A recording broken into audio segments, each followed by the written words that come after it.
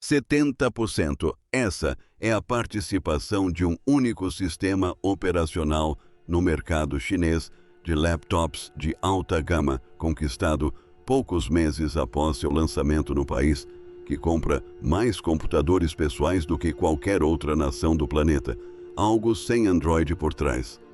Algo sem nenhuma licença do Windows. Esse algo é o Harmony OS e o número vem da GfK, uma empresa de pesquisa independente alemã, não de um comunicado de imprensa de uma empresa, nem de uma demonstração de laboratório. Deixe-me explicar o que isso realmente significa em termos simples. Você conhece a sensação de uma atualização do sistema operacional se impor em sua máquina, alterando algo que você nunca pediu para mudar. Agora imagine construir a alternativa do zero. Isso é só o começo, porque esse laptop nunca foi realmente o foco da história. Fique por aqui, dê um like e se inscreva no canal.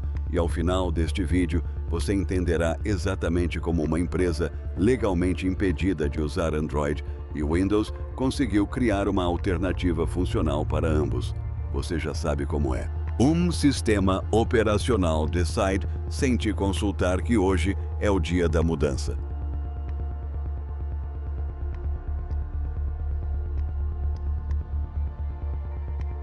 Um menu muda de lugar, uma função desaparece. Uma máquina pela qual você pagou começa a executar um software que você nunca escolheu completamente. Por mais de 3 décadas, o mercado de sistemas operacionais funcionou com base em uma premissa que ninguém se dava ao trabalho de questionar abertamente. A Microsoft construiu o desktop, o Google construiu o telefone e todos os outros construíram em cima deles, não ao lado deles. As empresas que tentaram romper com esse acordo não apenas fracassaram, como se tornaram exemplos de alerta. A Microsoft gastou mais de uma década e bilhões de dólares desenvolvendo o Windows Phone, e mesmo assim ele morreu incapaz de convencer os desenvolvedores a criar soluções para uma terceira opção que ninguém acreditava que ainda existiria em 5 anos. A Samsung tentou algo semelhante com o Tizen e discretamente recuou, integrando o projeto em parcerias com as próprias empresas que ele deveria substituir. Até mesmo as grandes operadoras de telecomunicações, que queriam uma alternativa genuína ao Android e ao Windows, acabaram desistindo e voltaram a licenciar o que todos já usavam. A lição que toda a indústria absorveu foi simples: você não cria seu próprio sistema operacional, a menos que goste de perder dinheiro publicamente por anos, sem nenhuma garantia de que alguém vá usar o que você construiu. Eis como estava o cenário no início de 2019. Nenhuma empresa fora de Cupertino, Redmond ou Mountain View jamais havia construído um sistema operacional do zero e o implementado em escala global. Não porque o código fosse impossível de escrever, mas sim porque um sistema operacional sem aplicativos é um tijolo belamente projetado, e ninguém tinha resolvido o problema do ecossistema de aplicativos a ponto de se dar ao trabalho de tentar. Em maio de 2019, o Departamento de Comércio dos Estados Unidos incluiu a Huawei em sua lista de entidades. Isso não se tratava de uma tarifa, era uma barreira legal entre a Huawei e seus fornecedores americanos, e cortava em 2 direções ao mesmo tempo. Significava o fim dos serviços móveis do Google nos novos celulares da Huawei. Nada de Play Store, nada de Gmail, nada de Maps.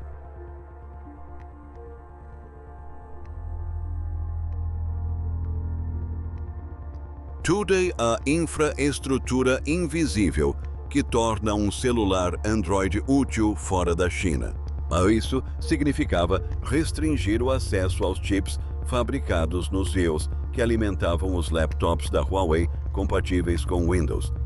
Imagine uma montadora de carros que ainda possui a fábrica, ainda detém o projeto, ainda sabe exatamente como construir cada peça na linha de produção, mas acaba de perder a licença para instalar o motor. Os carros continuam saindo da linha de montagem. Eles simplesmente não podem ir a lugar nenhum. É isso que uma proibição do sistema operacional realmente faz. Ela não afeta o hardware, ela afeta a única coisa que torna o hardware utilizável. 3 meses antes da proibição entrar em vigor. O presidente do grupo de negócios de consumo da Huawei, Richard Yu, já havia dito a repórteres o que aconteceria caso isso ocorresse. Se a Huawei não pudesse mais usar o Android, disse ele, a empresa poderia mudar imediatamente para seu próprio sistema operacional.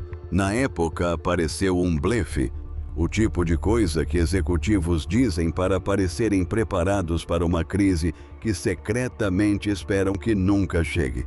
O que quase ninguém fora da Huawei entendeu foi que Yu já vinha se debruçando sobre esse mesmo problema há anos, construindo um sistema que jamais pudesse ser desligado por uma decisão tomada em Washington ou Mountain View. Seu objetivo declarado nunca foi modesto.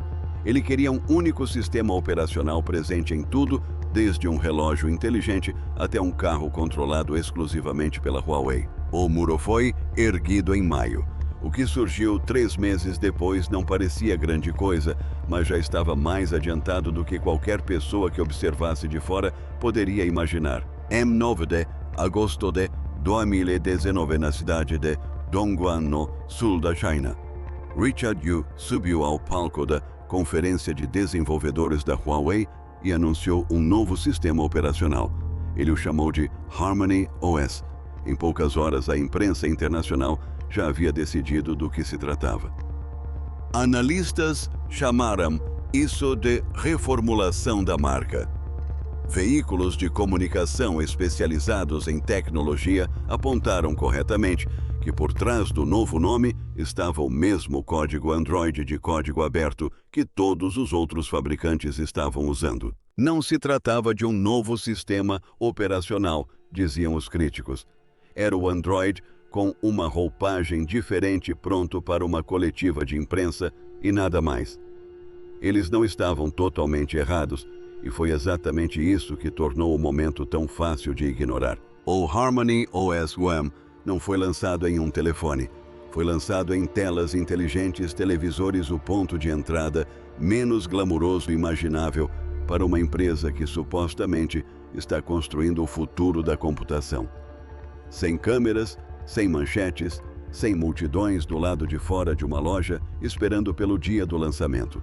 Yu descreveu um sistema construído sobre um micronúcleo projetado desde o início para ser escalável, desde um dispositivo com alguns kilobytes de memória até um com centenas de gigabytes. Quase ninguém fora das próprias equipes de engenharia da Huawei acreditava que a afirmação fosse relevante, pois não havia nenhum telefone para comprová-la.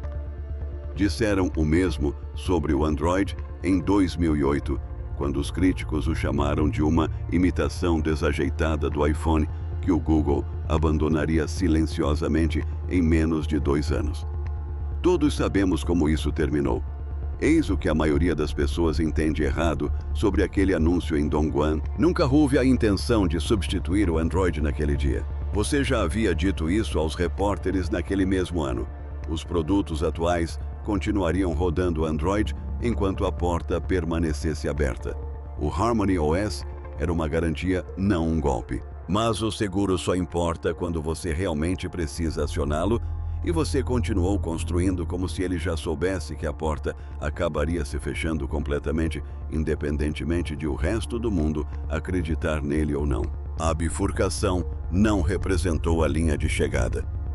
Foi o primeiro rascunho de um argumento de 5 anos, e a verdadeira ruptura nesse argumento ainda estava a 5 anos de distância. Eis o problema. Em 2019, ninguém queria falar abertamente sobre um sistema operacional escalável. A maioria dos sistemas é criada para um tipo de dispositivo e depois mal adaptada para todos os outros. Um sistema operacional de celular forçado em um laptop parece apertado. Um sistema operacional de laptop forçado em um wearable parece inchado, drenando uma bateria que deveria durar 1 semana em apenas uma tarde. Imagine projetar único esqueleto e esperar que ele sustente uma casa, um barco e uma bicicleta sem mudar de forma. Todas as tentativas anteriores de criar um sistema operacional universal tentaram estender um único esqueleto por sistemas incompatíveis e todas elas falharam em algum ponto intermediário. Os engenheiros da Huawei fizeram uma aposta diferente. Em vez de um núcleo rígido imposto a todos os dispositivos, eles construíram um micronúcleo, o núcleo simplificado, que lida apenas com as funções mais essenciais, com todo o resto adicionado em camadas modulares, dependendo do que o dispositivo realmente precisa. Um alto-falante inteligente recebe uma camada fina, um carro recebe uma camada grossa, o esqueleto não muda de forma para cada corpo. Em vez disso, ele aumenta ou diminui a musculatura ao seu redor, adicionando apenas o que um determinado dispositivo realmente precisa suportar. Esse era exatamente o problema que Richard Yu vinha discutindo desde antes mesmo de o Harmony OS ter um nome. Um único sistema operacional, todos os dispositivos, sem bases de código separadas para manter, sem versões do software que a Huawei não controlasse completamente. A aposta não era apenas técnica. Era uma aposta de que uma empresa em que ninguém ainda confiava para desenvolver software conseguiria superar em arquitetura duas gigantes que faziam isso há 30 anos usando uma abordagem que nem a Microsoft nem o Google se deram ao trabalho de tentar nessa escala. As primeiras provas vieram discretamente em hardware que ninguém estava monitorando. Telas inteligentes. Depois, wearables. Depois, roteadores.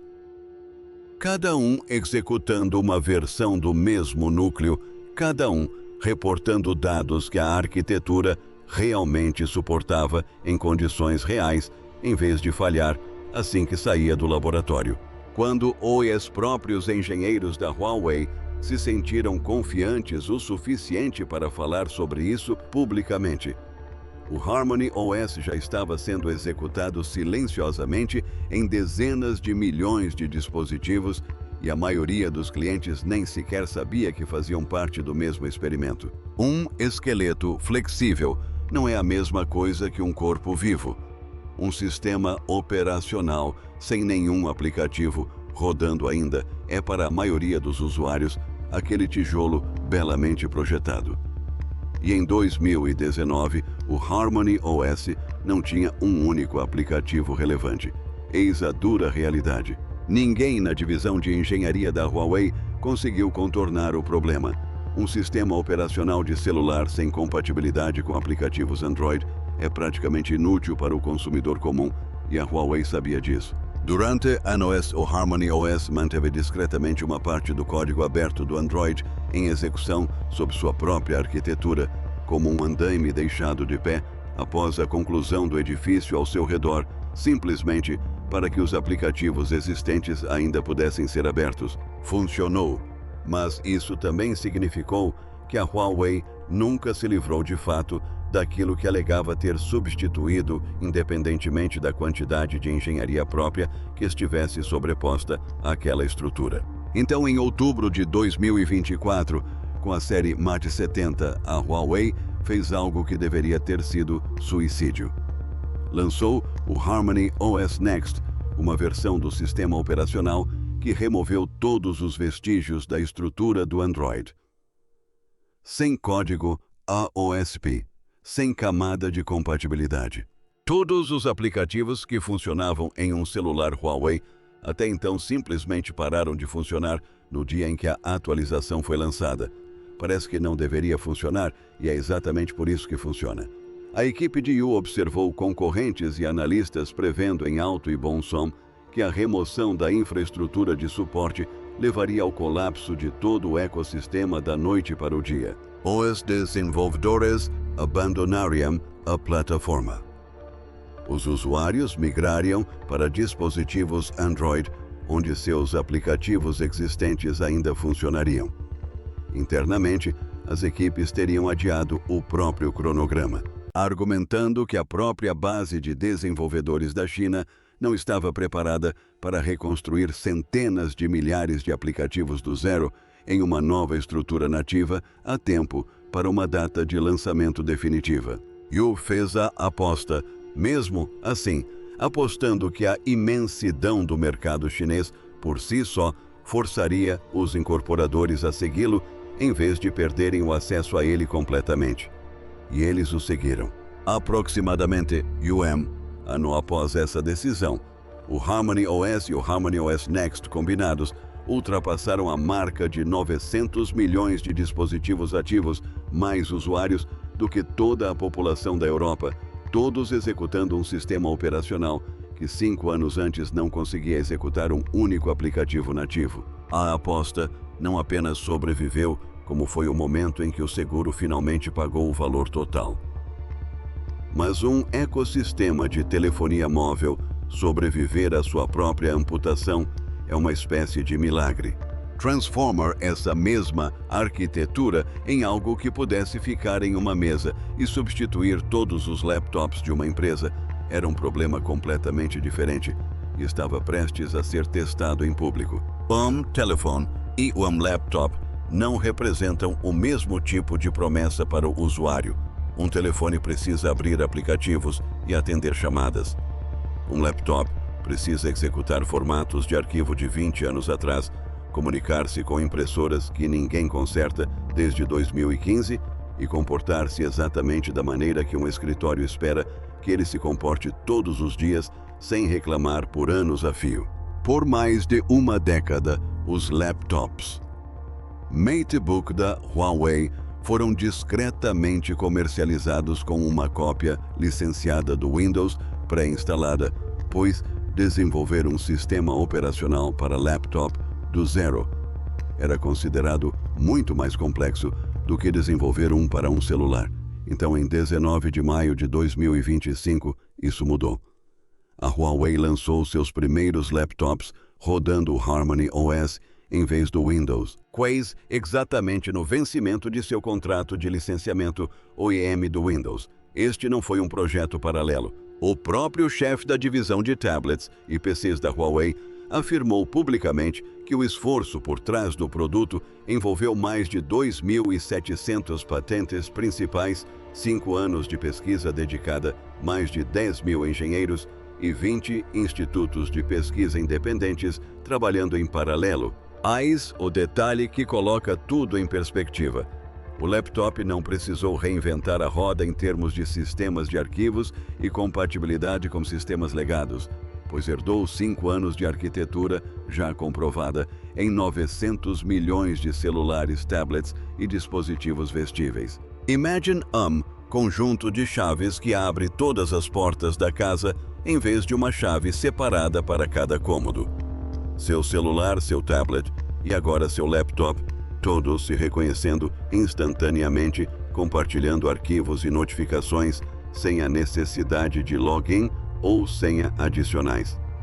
Essa é a camada de coordenação que a Huawei vem desenvolvendo desde a decisão sobre o microkernel em 2019. O laptop não era uma invenção nova. Era o último cômodo de uma casa que já estava em construção há anos. O mercado percebeu isso quase que imediatamente. Analistas independentes da Omdia previram que as remessas de PCs com o sistema operacional Harmony OS seriam de apenas 141 mil unidades em 2025, um número insignificante em um mercado global de PCs que mede centenas de milhões de unidades. A previsão deles para 2026 apontava para 1 milhão de unidades, um aumento de 10 vezes em apenas um ano, enquanto o mercado global de PCs deveria encolher cerca de 12%. Esse aumento nas vendas por si só já seria impressionante. Mas não era o número que importava. O que realmente importava precisava de confirmação independente para que alguém na indústria o levasse a sério. Eis o panorama real. A GfK, uma das maiores empresas independentes de pesquisa de mercado do mundo, confirmou que os PCs com Harmony OS conquistaram 70% do segmento de laptops de alta gama na China poucos meses após o lançamento em maio de 2025. Não se trata de uma projeção nem de uma afirmação da empresa. É um número comprovado, obtido a partir de dados reais de vendas no varejo em milhares de lojas. Traduzindo para uma linguagem mais acessível, significa o seguinte: na parcela específica do mercado em que os consumidores chineses gastam mais dinheiro e prestam mais atenção ao que compram. 7 em cada 10 compradores de laptops premium saíram da loja com um computador que nunca havia sequer executado uma linha de código Windows. E aqui está a contrapartida que mantém isso honesto. O Windows ainda detinha aproximadamente 80% de todo o mercado de sistemas operacionais para PCs na China, no início de 2025, em todas as faixas de preço combinadas. Harmony. A vitória do sistema operacional é real e está praticamente restrita a um segmento premium de um único mercado nacional. Ele não afetou a base instalada do Windows em geral e mal começou sua expansão internacional. O impulso da atualização forçada também é real.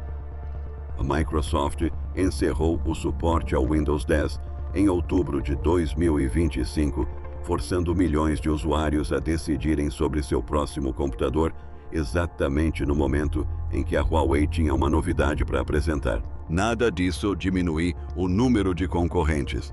Significa apenas que a guerra está longe de terminar, mesmo onde a Huawei está vencendo de forma incontestável. Richard Yu afirmou em 2024 que a Huawei havia alcançado em 10 anos o que os Estados Unidos e a Europa levaram mais de 30 anos para construir um conjunto de sistemas operacionais totalmente independente e funcional. A cifra de 70% não é apenas uma estatística de participação de mercado. Esta é a primeira confirmação externa e imparcial de que a aposta que ele fez em uma declaração aparentemente blefatória 6 anos antes realmente funcionou em uma categoria de laptops para a qual o Harmony OS nunca foi projetado inicialmente. Se esse número de laptops te surpreendeu, a próxima parte será ainda mais difícil de acreditar. Inscreva-se para não perder a oportunidade de falar sobre isso. Não se trata apenas de uma única empresa conquistando participação de mercado no setor de laptops. Esta é a primeira evidência concreta de que a antiga premissa da indústria de sistemas operacionais de que o duopólio da Microsoft e do Google é simplesmente a base permanente sobre a qual todos constroem, pode não ser tão permanente assim. Por mais de 30 anos, construir um terceiro sistema operacional do zero foi considerado por toda a indústria como algo praticamente impossível.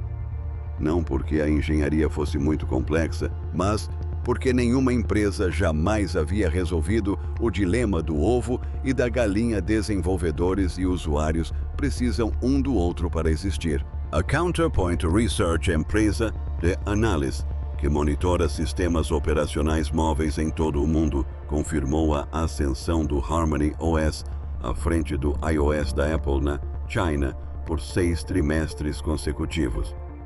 Uma tendência que não existia há 5 anos em nenhuma previsão séria de analistas. O que a adoção realmente exige não é um portfólio de patentes. Exige convencer companhias aéreas, bancos, aplicativos de transporte e plataformas de mensagens fora da China a desenvolverem para um sistema sem base de usuários existente em seus mercados. O mesmo dilema do ovo e da galinha que todos os concorrentes fracassados antes da Huawei enfrentaram. E o mesmo problema que silenciosamente matou o Windows Phone e o Tizen antes mesmo de chegarem a este ponto. A expansão internacional confirmada da Huawei, com início previsto para 2026, tem como alvo inicial Hong Kong, o Sudeste Asiático e o Oriente Médio. Regiões onde seus equipamentos de telecomunicações já lhe conferiram anos de confiança institucional, uma base sólida para o crescimento da empresa muito antes do lançamento deste laptop. Existe um paralelo histórico que vale a pena considerar aqui.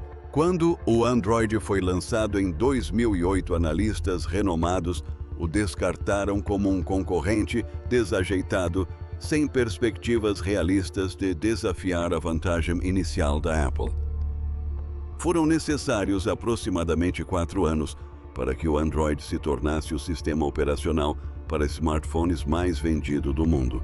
em 2008, ninguém acreditava que esse cronograma fosse possível. E aqueles que o descartaram mais rapidamente foram os mais próximos da indústria. A verdadeira vantagem técnica aqui é mais difícil de copiar do que um pedido de patente, porque não se trata de uma invenção única. É uma decisão arquitetônica de 5 anos que por acaso foi validada por 6 anos de adaptação forçada, uma escolha que ninguém fez por vontade própria. O obstáculo que importava nunca foi político. Era a dificuldade brutal e comum de construir um ecossistema de software funcional do zero. O mesmo obstáculo que derrubou todos os concorrentes sérios antes deste, independentemente da quantidade de dinheiro ou talento em engenharia com que começaram. E se você quiser se aprofundar no assunto de um sistema operacional para laptops que silenciosamente conquista participação de mercado, enquanto todos estavam distraídos com celulares, eu já expliquei como essa mesma empresa está fazendo algo semelhante com um alvo muito maior à Apple. Valeu a pena assistir ao vídeo porque a estratégia é idêntica e o alvo desta vez é ainda mais difícil de desbancar. A principal conclusão de tudo isso é a seguinte: durante 30 anos, o mercado de sistemas operacionais funcionou sob a premissa de que ninguém em lugar nenhum jamais precisaria testar essa ideia. Que a barreira de entrada era simplesmente alta demais para que um concorrente sobrevivesse a ultrapassá-la. Essa premissa acaba de ser posta à prova pela primeira vez em 6 anos e não foi uma falha silenciosa. Se você chegou até aqui agora, entende mais sobre como os sistemas operacionais são construídos e desconstruídos do que a maioria das pessoas que escrevem sobre esse setor profissionalmente.